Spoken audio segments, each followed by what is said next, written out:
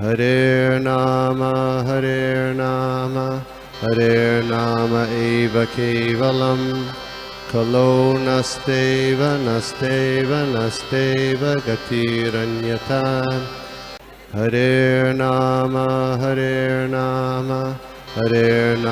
eva kevalam Kalo nasteva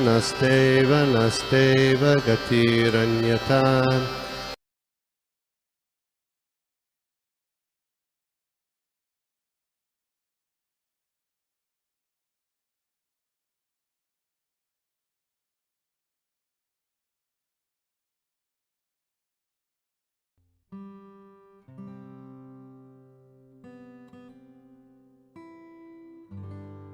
हरे Krishna.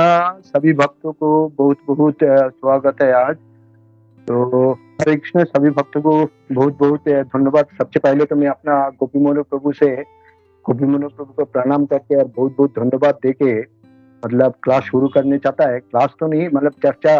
Class तो हम दे ही नहीं पाते है क्योंकि हमारा तो उतना ज्ञान है ही नहीं है। तो जो भी मैंने मतलब परंपरा से सीखा सुना, वही मैं कोशिश करो आप लोगों के सामने उपस्थित करने के लिए। तो मैं अपना गोपी मोहन प्रभु जिसने हमको फिर रिकनेक्ट किया थोड़ा शुद्धि होने के लिए, तो गोपी मोहन प्रभु को मैं बहुत बहुत धन्यवाद देता है। हरे कृष्ण, धन्यवाद प्रणाम सभी भक्तों को। तो आज का जो श्लोक है 295 है।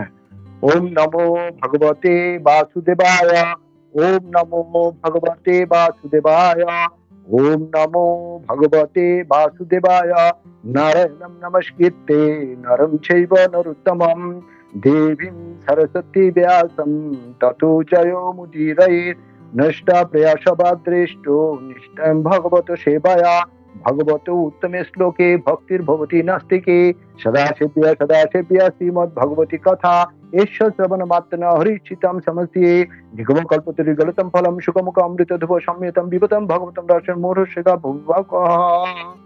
जन्माद्यस्य जतहन्यादितरतश्च विघ्नेश्वरात् तेने ब्रह्मादिदयो आदिकवये महन्ति जक्षुरयः। तेजोवारी मृदां यथा विनिमयो यत्र सर्गः मृषा धन्माशनो सदा निरस्तकुहकं सत्यं परं धीमहि।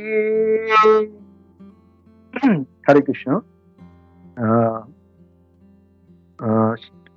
श्लोका।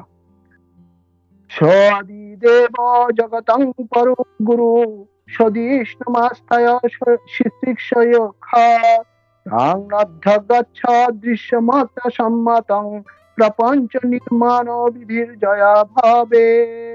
स्वादिदेव जगतं परो गुरु स्वदीष्णमास्थाय शिशिक्षय गच्छ दृश्यमात्र सम्मतं प्रपंच निर्माण विधि जया भावे। Translation. Lord Brahma, the first spiritual master supreme in the universe, could not trace out the source of his lotus feet, and while thinking of creating the material world, he could not understand the proper direction for such creative work, nor could he find out the process for such creation. Purport by His Divine Srila Prabhupada ki Jai. Jai Srila Prabhupada. These verses is the prelude for explaining the transcendental nature of the form and the abode of the Lord. In the beginning of Srimad Bhagavatam, in his it has already been said that the supreme absolute truth exists in his own abode without any touch of the deloading energy. Therefore, the kingdom of God is not a myth but factually a different and transcendental sphere of plans known as the Vaikunthas. This will also be explained in this chapter. Such knowledge of the spiritual sky far above this material sky and its paraphernalia can be known only by dint of devotional service or bhakti yoga. The power of creation by Lord Brahma was also achieved by Bhakti Yoga. Brahmaji was bewildered in the matter of creation, and he could not even trace out the source of his own existence. But all this knowledge was fully achieved by him through the media of Bhakti Yoga. By Bhakti Yoga, one can know the Lord, and by knowing the Lord as the Supreme, one is able to know everything else. One who knows the Supreme, one who knows the Supreme knows everything else. That is the version of all Vedas.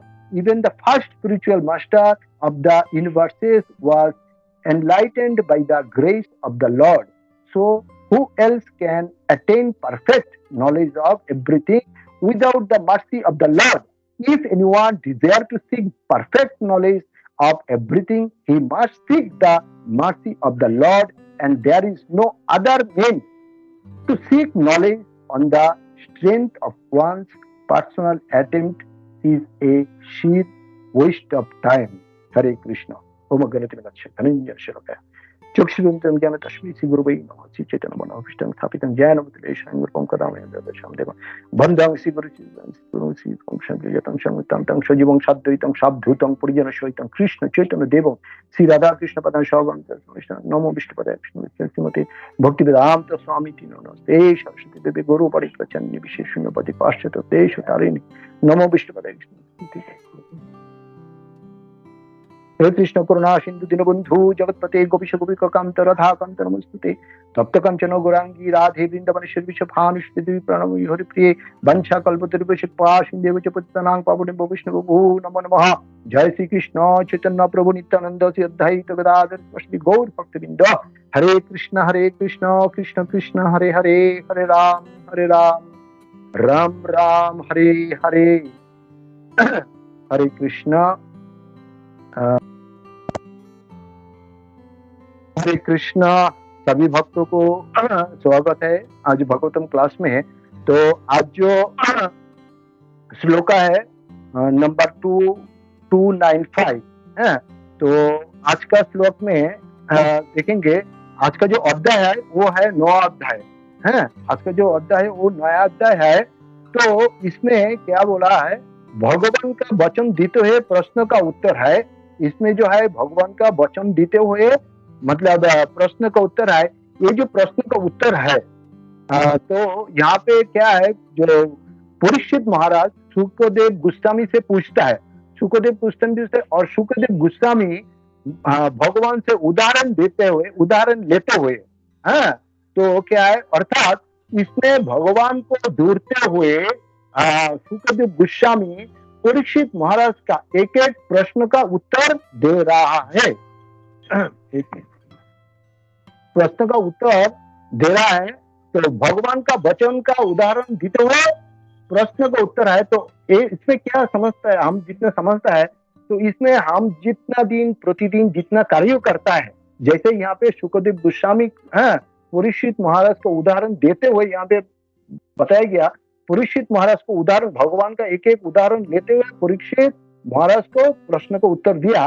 तो हम प्रतिदिन हम लोग जितना कार्य करता है तो हमारा हर दैनंदिन कार्यों में भगवान को जुड़ते हुए कार्य करने का मतलब वो भगवान को जुड़ते हुए कार्य करेंगे तो हमारा सब कुछ मंगल हो जाएंगे।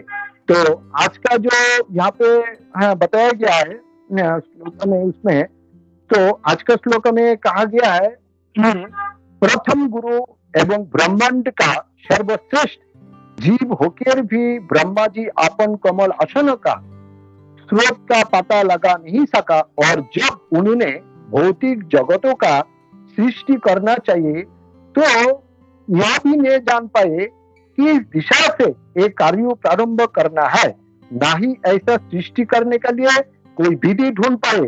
तो यहाँ पे हम लोग क्या देखेंगे, तो हम लोग यहाँ पे देखेंगे ब्रह्मा जी का उत्पत्ति में, इसमें जो है मैं शॉर्ट में बता रहा है क्योंकि थोड़ा सा लंबा है। तो जब ब्रह्मा जी का उत्पत्ति हुआ है तो वहां विष्णु का कमल नभी से है उनका उत्पत्ति है। तो वहां पे ब्रह्मा जी जब देखता है तब कोई मतलब सृष्टि नहीं हुआ, हाँ, तब ये दुनिया का ये पृथ्वी का सृष्टि नहीं हुआ, तब ब्रह्मा जी को समझ भी नहीं आया मतलब जो क्या करना है। हाँ, तो उन्हीं ने थोड़ा से क्या किया, थोड़ा धोना, ये जो कमल जो ब्रह्मा जी को जो मतलब उत्पत्ति हुआ जो कमल से, तो ये कमल का डांडी जो जा रही है, कहाँ जा रही है, तो कितना नीचे जा रही है, हाँ, तो लेकिन उनको समझ भी नहीं आया। फिर उन्हीं ने ध्यान लगाया, तब भगवान उनको तपस्या करने के लिए बोला। ब्रह्मा का तपस्या में भगवान मतलब प्रसन्न होके उनको ज्ञान प्रकाश किया और भक्ति जो पालन करने के लिए बोला। तभी सुखदेव गोस्वामी, हाँ, तभी सुखदेव गोस्वामी परीक्षित महाराज को बता रहे हैं, प्रथम गुरु एवं ब्रह्मा का सर्वश्रेष्ठ जीव होकर भी ज्ञान प्राप्त नहीं हुआ, तब ज्ञान प्राप्त हुआ जब ब्रह्मा जी भक्ति जो पालन करना चालू किया। तो प्रभुपाद जी इसी श्लोक में तात्पर्य में बता रहे हैं, ये जगत का अलावा और एक दूसरा जगत है जिसको भगवान का वैकुंठ धाम कहा गया है। वैकुंठ धाम कहा जाता है। तो ये जो वैकुंठ धाम को समझने के लिए हमको क्या करना चाहिए, ये हमारा जो भौतिक इंद्रिय है, हमारा भौतिक इंद्रियों से हम ये भौतिक जगत को समझ नहीं पाएंगे, क्योंकि हमारा इंद्रिय जो है वो अपूर्ण है। और तो उसको समझने के लिए हमको क्या करना चाहिए, हमारा आत्मिक इंद्रियों का जरूरत है। हाँ, तो यहाँ पे दो चीज होता है। हाँ, यहाँ पे तो दो चीज होता है, एक तो होता है क्या, आध्यात्मिक इंद्रिय, दूसरे है भौतिक इंद्रिय। हाँ, तो देखिए ये जो मतलब जीवात्मा जो है, ये जो जीवात्मा है ये आध्यात्मिक है। ये जीवात्मा को जब शरीर मिल जाता है तो ये भौतिक शरीर, हाँ, तो क्या होता है, तो उसका जो मतलब आत्मिक इंद्रिय है वो कवर हो जाता है, आच्छादित तो होता है, हाँ, किससे, भौतिक तत्व से। ये जो जीवात्मा है, जीवात्मा को मतलब पहले क्या होता है, उनको आत्मा मिलने का पहले उनका जो मतलब शरीर आत्मातिक रहता है। जब शरीर मिल जाते भौतिक शरीर, तो उसका जो जीवात्मा क्या है, मतलब आत्मातिक शरीर जो है उसमें क्या होता है, वो कवर होके मतलब आच्छादित तो होता है, क्योंकि उसमें क्या है, आवरण लग जाता है, तो जो उसको कवर हो जाता है। तो ये जो भौतिक आवरण का कारण मतलब जो चीज असली होता है, हाँ, वो देख नहीं पाता है, क्योंकि इसमें आवरण लग गया। तो प्रभुपाद इसमें तात्पर्य में बता रहा है, अगर हम लोग ये आवरण को निकलने चाहता है, हाँ, तो हम सबको क्या करना पड़ेगा, हम सबको भक्ति योग करना पड़ेगा। और ये जो भक्ति योग का माध्यम से हमारा जो भौतिक चक्षु हटेंगे और आध्यात्मिक चक्षु मिलेंगे। जैसे हम लोग डेली मतलब जब गुरु पूजा में ऐसे कहते हैं ना, चक्षु दान दिलो दे जन्मे जन्मे प्रभु छे दिव्य गान हृदय प्रकाशित, दिव्य गान हृदय प्रकाशित। जब चक्षुदान होगा, उदाहरण आता है इसमें, हम लोग भगवत गीता में उदाहरण आता है, भगवान श्री कृष्ण अर्जुन को दिव्य चक्षु प्रदान किया था, अपना दिव्य स्वरूप को देखने के लिए, समझने के लिए। और भौतिक चक्षु से वो, क्योंकि ये जो भौतिक चक्षु से अर्जुन देख नहीं पाता था, तो इसके लिए उनको दिव्य चक्षु प्रदान किया था इसने भगवान श्री कृष्ण ने। तो प्रभुपाद यहाँ पे हम लोग देखेंगे, प्रभुपाद यहाँ पे सेकंड पैराग्राफ में बता रहा है, such a knowledge of the spiritual sky far above this material sky and its paraphernalia can be known only by dint of devotional service और भक्ति योगा। क्या बोला, only by dint of devotional service और भक्ति योगा, only केवलम, इसमें बताया गया only केवलम। हाँ, तो इसमें एक श्लोक है, केचित कबलया भक्ता वासुदेव परायणा, केचित केवल भक्त वासुदेव परायणा। तो ये बहुत ही मतलब महत्वपूर्ण तात्पर्य है इसका, जो जब केवलम ओनली का बात होता है, मतलब ओनली का बात, ओनली डिवोशनल एक्सक्लूसिव, तो जैसे हम लोग प्रतिदिन गुरु पूजा करते हैं, उसमें कहा जाता है श्री गुरु चरणों पद्मो केवलो भक्ति सद्मा वंदनामि सावधाना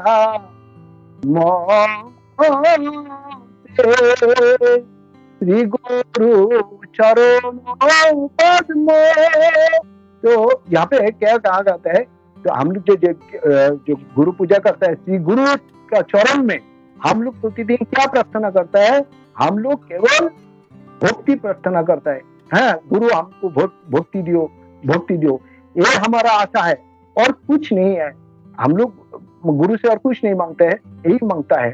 तो जैसे भगवत गीता में भगवान बताता है 9.34 में भगवान बताता है मन मना भवो मद भक्तो मद जजिमांग नमस्कुरु।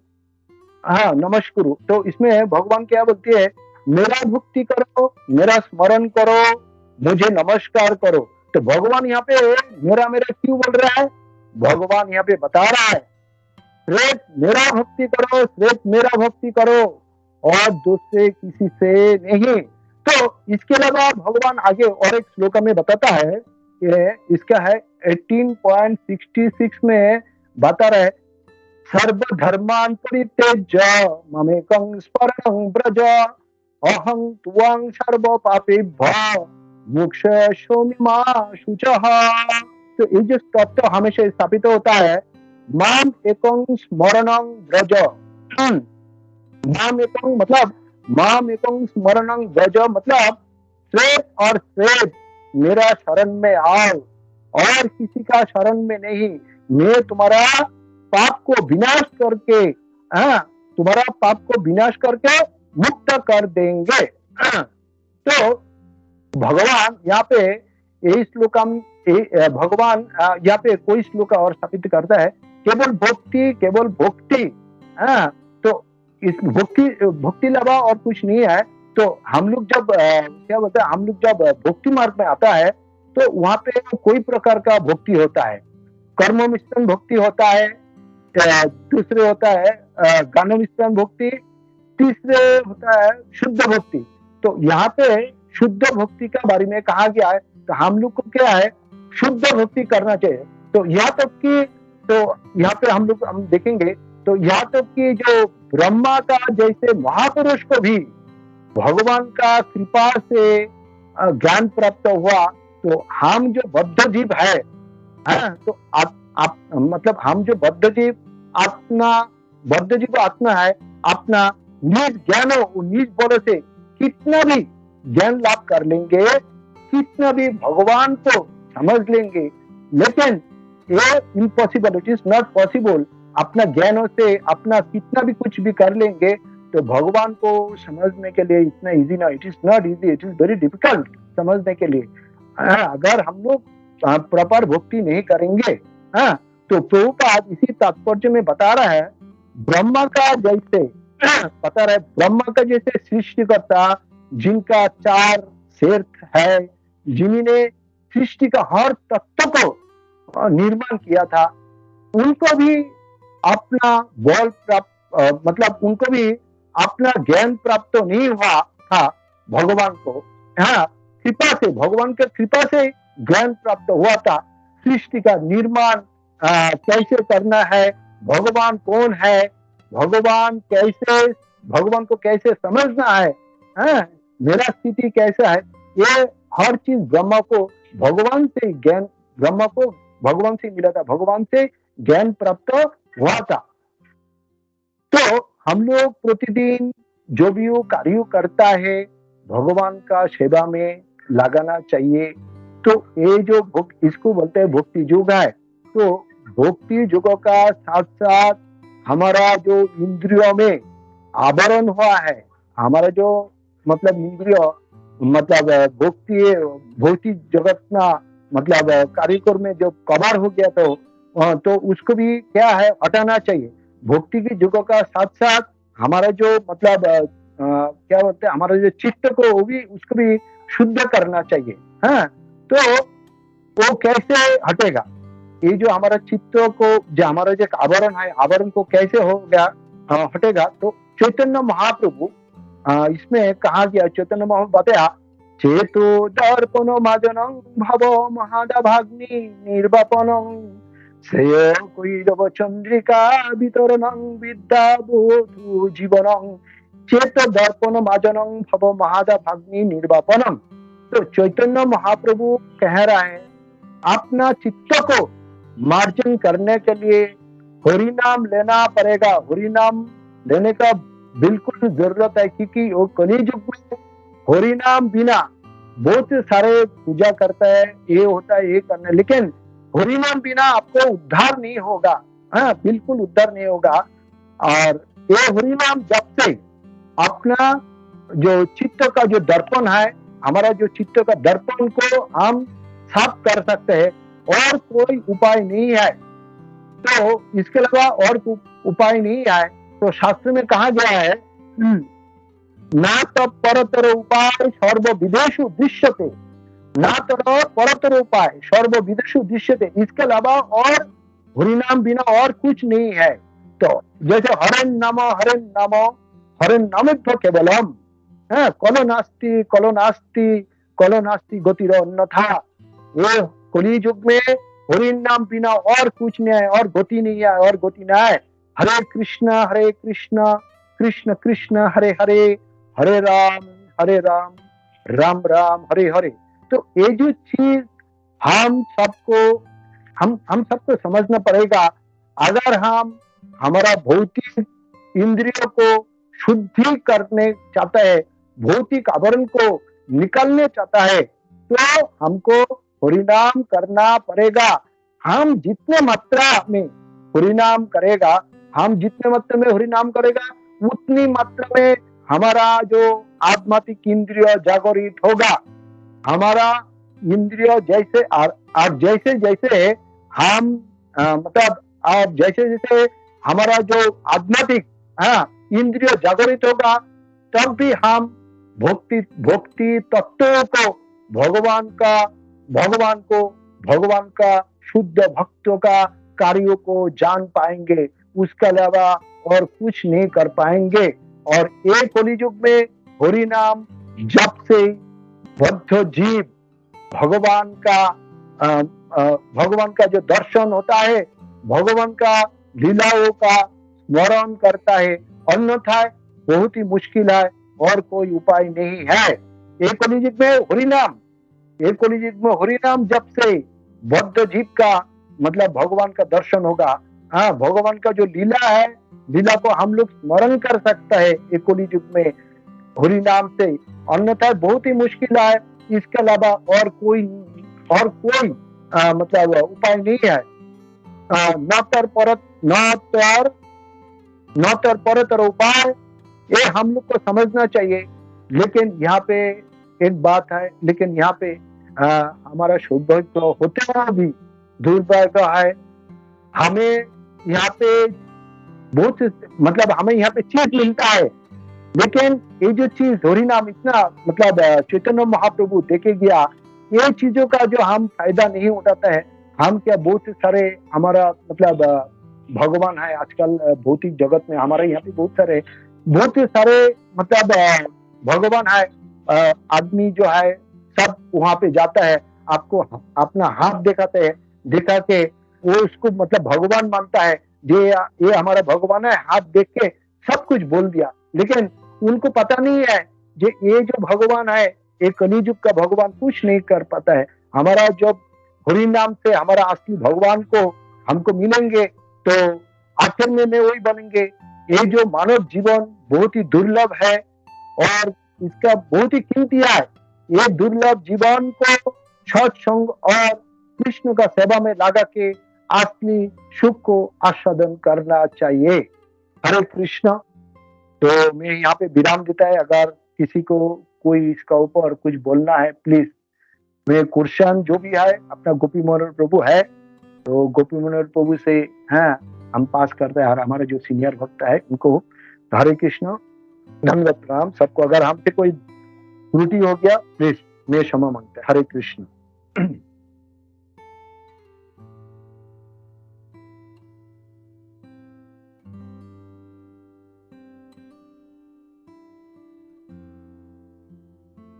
हरे कृष्ण जरा धन्यवाद प्रणाम प्रभु।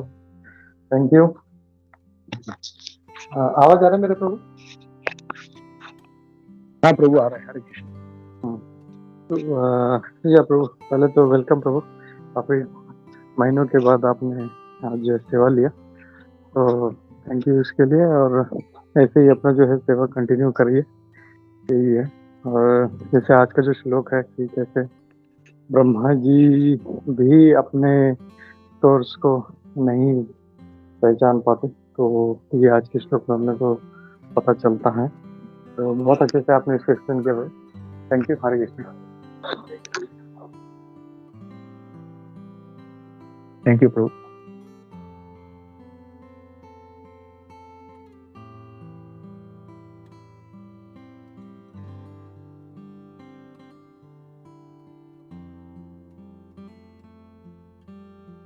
क्विकली, और किसी का कोई डाउट है, कमेंट है, क्वेश्चन है तो ले सकते हैं। हरे कृष्णा।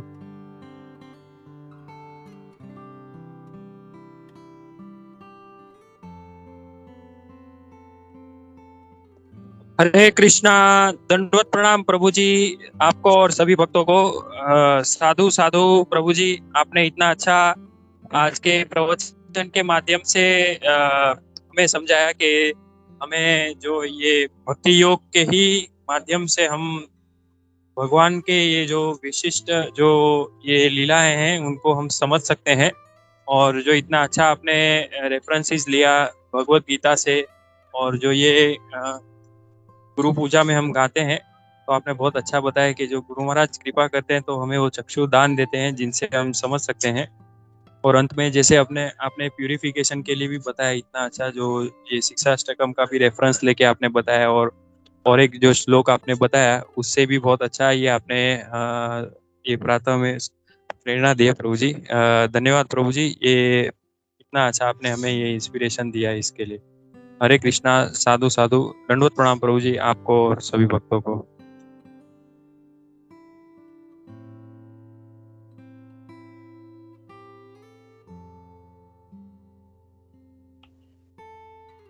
हरे कृष्णा प्रभु जी, प्रेम सखा प्रभु, दंडवत प्रणाम।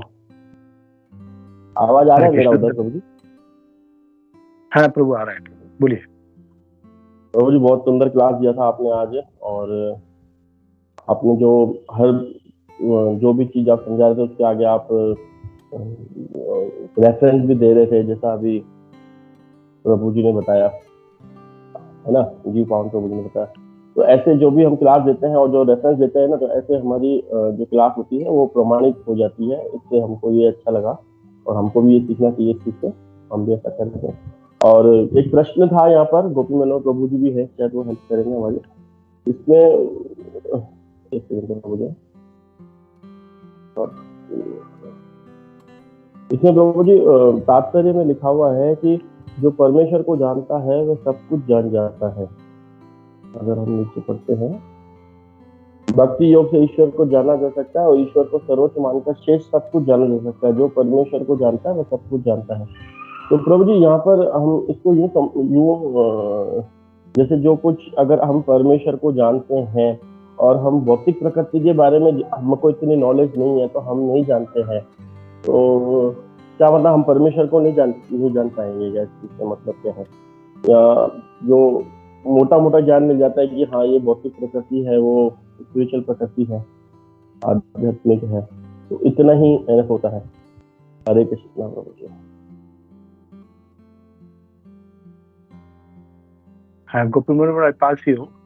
Gopi Manor, can you reply please?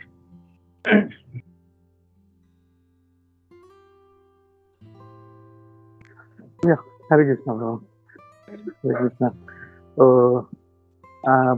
प्रभु जी का प्रश्न है, जो मैं समझा हूँ कि परमेश्वर को जान लेते हैं, हम सब कुछ जान लेते हैं। और आगे क्या कहा था प्रभु आपने? हाँ प्रभु जी, मेरा प्रश्न ये था कि जैसे इसमें लिखा हुआ है कि जो परमेश्वर को जानता है वो यानी कि सब कुछ जान जाता है। तो हमारे जो भौतिक प्रकृति के जो डीपली होते हैं, जैसे हम देखते हैं कि आज के डॉक्टर या इंजीनियर जो हर एक चीज को डीपली जानते हैं, है ना। तो परमेश्वर को जानने का मतलब है कि वो भौतिक जो नॉलेज है वो भी पूरी तरीके से जान पाता है उसको, भक्त या मोटा मोटा जान पाता है केवल स्पिरिचुअल जगत के बारे में, और इसके भौतिक जगत के बारे में थोड़ा सा हाईलाइट हो जाता है उसको कि ये भौतिक जगत है, बस इतना ही ज्ञान मिल पाता है उसको। ओके, हरे कृष्णा। तो जो मैंने अभी तक समझा है उसमें से यही लगता है, क्योंकि प्रभुपाद जी कई बार बोलते थे कि बस भगवान कृष्ण को जान लेना है, अगर हम लोग जान लेते हैं तो सब कुछ समझ जाते हैं हम लोग, बाकी और कुछ समझने के लिए रह भी नहीं जाता। और जैसे 15वें अध्याय का 15वां श्लोक है, वेदेश सर्वे अहमेव वेद्य। तो सारा वेद जो पढ़ ले लेकिन भगवान कृष्ण को नहीं समझ पाता तो उसका कोई फायदा नहीं। लेकिन वो खाली एक चीज समझ ले कि भगवान ही सब कुछ है, भगवान कृष्ण ही सब कुछ है, तो उसके लिए सब कुछ जो है उसको ज्ञात है उसको, और वो ही ज्ञान उसको आगे भक्ति में लेके जाएगा। क्योंकि बाकी जो भौतिक चीजें हैं, जो इंजीनियरिंग है या मेडिकल साइंस है, ये हमको कहीं नहीं ले जाएगी। और कितना भी उसको सीख ले आदमी तो वो यहीं छोड़ के जाना है, वो उसको आगे कहीं नहीं ले जाएगी। ये भौतिक ज्ञान यहीं छोड़ के जाना है। सबसे महत्वपूर्ण है अपना आध्यात्मिक ज्ञान। तो ये जो कंक्लूजन है, जैसे प्रभुपाद जी बोलते हैं, कंक्लूजन पे पहुंचना बहुत मुश्किल है कि भगवान ही सब कुछ है, लेकिन जो इसे पहुंच जाता है उसके लिए सब कुछ जो है, मतलब उसको सब कुछ पता है उसको। और प्रभुपाद जी मैं पहले भी 1-2 बार बोल चुका हूँ ये इसमें, लेकिन फिर इसी से रिलेटेड है तो रिपीट करता हूँ। जैसे एक बार प्रभुपाद जी लेक्चर में थे और जो छोटी लड़की थी 3 साल की थी, सरस्वती, तो वहाँ पे ऐसे घूम रहे थे। तो प्रभुपाद जी मतलब बहुत सबसे उनसे बहुत से प्रश्न पूछे जा रहे हैं, ऐसा वैसा है, तो फिर कि कृष्ण कॉन्शियसनेस क्या है, कैसे समझे, क्या ऐसा सब चल रहा था। तो प्रभुपाद जी ने छोटी बच्ची को बुलाया और पूछा उससे कि हु इज कृष्णा। बोला Krishna is the supreme personality of God. तो बोला है ये बच्ची जो है सारे वेदों को जानती है और ये अच्छे से प्रचार कर सकती है। तो अपने को यही समझना है कि भगवान जो है वही सब कुछ है, वही हमारे प्रैक्टिकल भी देखें हम लोग, अगर हम लोग भक्ति कर रहे हैं लेकिन जब संकट के समय में हम कहीं और भागेंगे तो वो हमारी मदद नहीं हो पाएगी, हम लोग कहीं से कुछ हेल्प नहीं। हाँ, लेकिन भगवान की तरफ जाते हैं, हम लोग को पता है भगवान ही सब कुछ है, वही जो हो रहा है वो भी कर रहे हैं और जो सोल्यूशन मिलेगा वो भी वही देने वाले। तो फिर हम लोगों को कहीं और कुछ कहना सुनना रह नहीं जाता। तो यही मेरी समझ में आया। तो thank you Prabhu, thank you, बहुत अच्छे समझाया आपने। हरे कृष्णा प्रभु।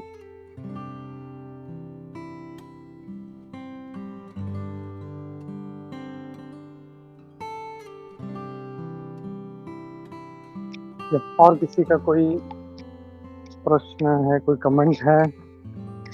नहीं तो उद्धव फिर पृष्ठ प्रभु कुछ कहना चाहते हैं। हरे कृष्णा। उद्धव पृष्ठ प्रभु।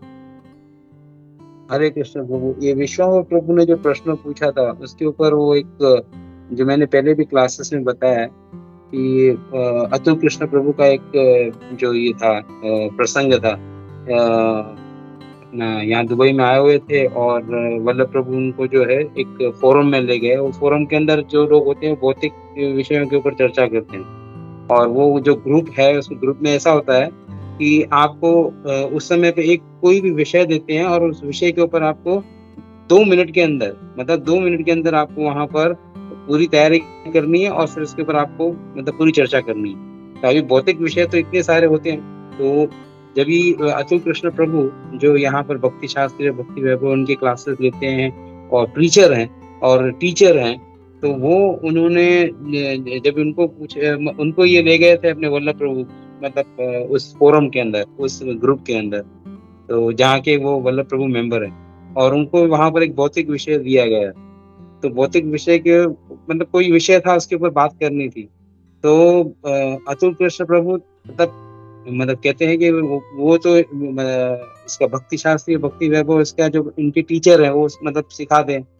तो जब उनको ये विषय भौतिक विषय दिया गया तभी एक जो भक्त है या जो वो है वो मतलब ये सब चीजें पढ़ता नहीं है, उसके बारे में जानकारी नहीं रखता है, जानकारी रखता है मगर वो पढ़ता नहीं है इसके बारे में। जैसे न्यूज़पेपर उठ के सुबह पढ़ना है या न्यूज़ देखना है, ये सब नहीं करते वो। तो उन्होंने वहां पर जो विषय था उस विषय के ऊपर ऐसे बात करते करते और उसके अंदर उन्होंने स्पिरिचुअलिटी जो यानी जो है एक आध्यात्मिक विषय को ऐसे जोड़कर उन्होंने उधर मतलब जो है लेक्चर दिया, इतना अच्छा लेक्चर दिया कि वहां पर उनको सबसे अच्छे में अच्छा उस समय पे जज माना गया। मतलब कि बहुत अच्छा इन्होंने जो है विषय के ऊपर इन्होंने विश्लेषण करके हमको बताया और इतने छोटे से समय में। तो कहने का मतलब है कि अगर भगवान के बारे में जानकारी, ऐसा नहीं कहता हूँ कि अतुल कृष्ण प्रभु जो है भगवान को जानते हैं, ऐसा नहीं है। ऐसा है कि हमको विश्वास है कि भगवान श्री कृष्ण हैं और भगवान के बारे में हमको जानना है। तो हम भगवान के बारे में पूर्ण रूप से कोई जान नहीं सकता। तो जितना भी हम जानने का प्रयास करेंगे उनकी जो लीलाएं हैं, उनके जो विषय हैं, हम भागवतम में भी पढ़ते हैं कि वो दिन बर दिन बढ़ती जाती हैं। वो हर दिन बर दिन भी नहीं, प्रति क्षण जो है ना उनकी विशेषताएं बढ़ती जाती हैं। तो उनको जानना, भगवान को जानना असंभव है। पर जितना भी हम जानने का प्रयास करेंगे तो फिर भौतिक विषयों के बारे में जानकारी रखना जरूरी नहीं है। अपने आप ही हम सभी विषयों के ऊपर चर्चा कर सकते हैं और जान सकते हैं। और इसके लिए भगवान जो कहते हैं भगवत गीता के अंदर भी, मतलब अर्जुन से क्या कहते हैं, तुम ये जो ज्ञान मैं तुमको देता हूँ, गुह्य ज्ञान जो तुमको देता हूँ, वो अगर तुमने जान लिया तो इसके परे तुमको जानने का कोई मतलब कोई कुछ रहता ही नहीं है। बस तुम यही जान लो कि गुह्यतम ज्ञान जान लो। तो यानी कहने का अर्थ है अगर भगवत गीता को भी सिर्फ हम भगवत गीता को ही समझ लें तो बहुत है। हरे कृष्ण।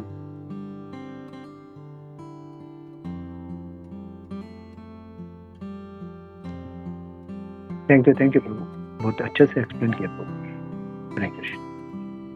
थैंक यू उद्धव कृष्ण प्रभु, बहुत अच्छे से आपने एग्जाम्पल देके समझाया। थैंक यू प्रभु। हमको परमेश्वर को जानना है, परमेश्वर के बारे में तो हम नहीं जान पाएंगे लेकिन परमेश्वर को हम जान सकते हैं ना।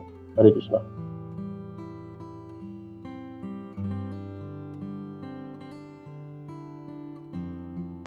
हरे कृष्णा। और इसमें मैं और एक चीज ऐड करना चाहता हूँ कि जैसे हमने देखा कि भगवान को पूर्ण रूप से तो ब्रह्मा जी, शिव जी, हमें कई श्लोक बड़े देवता भी समझ नहीं पाते। तो ये जरूरी नहीं कि हम लोग को पूर्ण रूप से भगवान को समझना है। तो इतना ही सुप्रीम पर्सनैलिटी ऑफ गॉड। बस ये एक चीज जो है हम लोग अगर समझ जाएंगे, ये खाली जो है एप्लीकेशन रूप में हम लोग समझेंगे। हाँ, हर चीज में हम अपने जैसे कहीं जीवन में कुछ होता है तब हम इसको जब हाँ कि भाई भगवान ही मेरा सब कुछ करेंगे, सब कुछ देख रेख करेंगे, मुझे प्रॉब्लम से निकालेंगे, तो फिर जो है हम लोग को फिर कुछ और जानने की जरूरत नहीं। तो वही मेरे को याद आया कि जैसे हमने देखा कि ब्रह्मा जी भी बोलते हैं कि मैं कभी इनको समझ नहीं पाता है। बड़े बड़े ऋषि देवता ब्रह्मा जी, शिव जी, ये भी हम लोग इसमें जोड़ सकते हैं। हरे कृष्णा।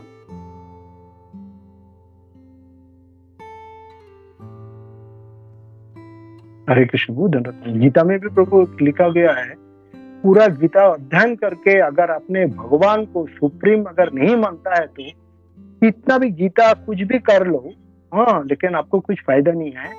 गीता पढ़ के जब तक अपने भगवान को स्वीकार नहीं करेगा ये हमारा सुप्रीम पर्सनालिटी गॉड है, तब जाके कुछ होता है, अगर नहीं कुछ फायदा नहीं है। हरे कृष्ण।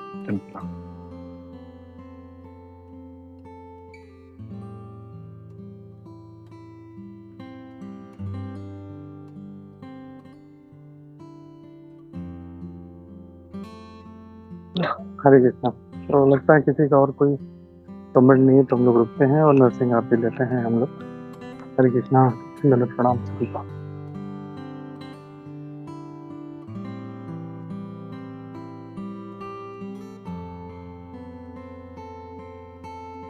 हरे कृष्णा प्रभु जी एंड माता जी।